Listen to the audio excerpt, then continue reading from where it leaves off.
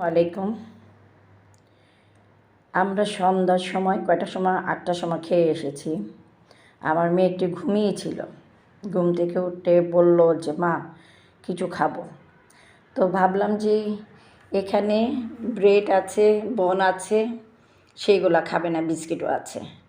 তো সেক্ষেত্রে কি করলাম, বললাম যে কি খাবে বলো।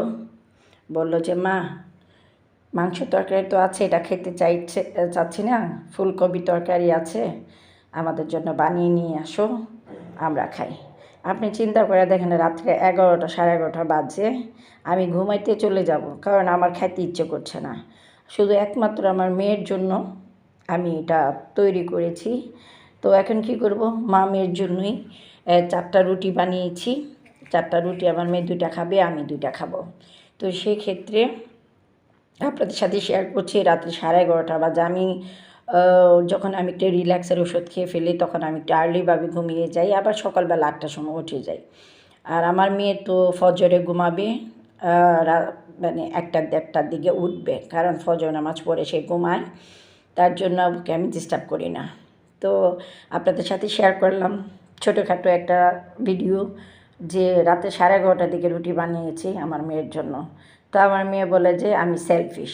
আসলে আমি সেলফিশ না, মেয়েটা তো আমার কাছে আছে, একটুখানি হয়তো বা দুষ্টুমি করি, আসলে ওকে তো ভালোবাসি।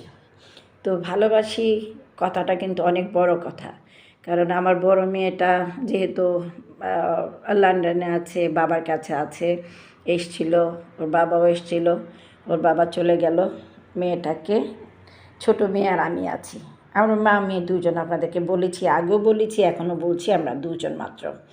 তো সেক্ষেত্রে মেয়ে খেতে চেয়েছে, মেয়ের আশা তো পূর্ণ করতে হবে, নাহলে তো আমার ঘুম আসবে না। তার জন্য আপনাদের কাছ থেকে বিদায় নিয়ে যাচ্ছি। এই ছোটোখাটো শর্ট একটা ভিডিও করেছি। আমার ডাইনিং স্পেসটাও আপনাকে দেখাচ্ছি, কারণ যেহেতু ডাইনিং টেবিলে বসে আছি, সেক্ষেত্রে তার জন্য একটু দেখালাম। তো আপনারা ভালো থাকেন, সুন্দর থাকেন, সুস্থ থাকেন। আসসালামু আলাইকুম রহমতুল্লাহি ওয়া বারাকাতুহু।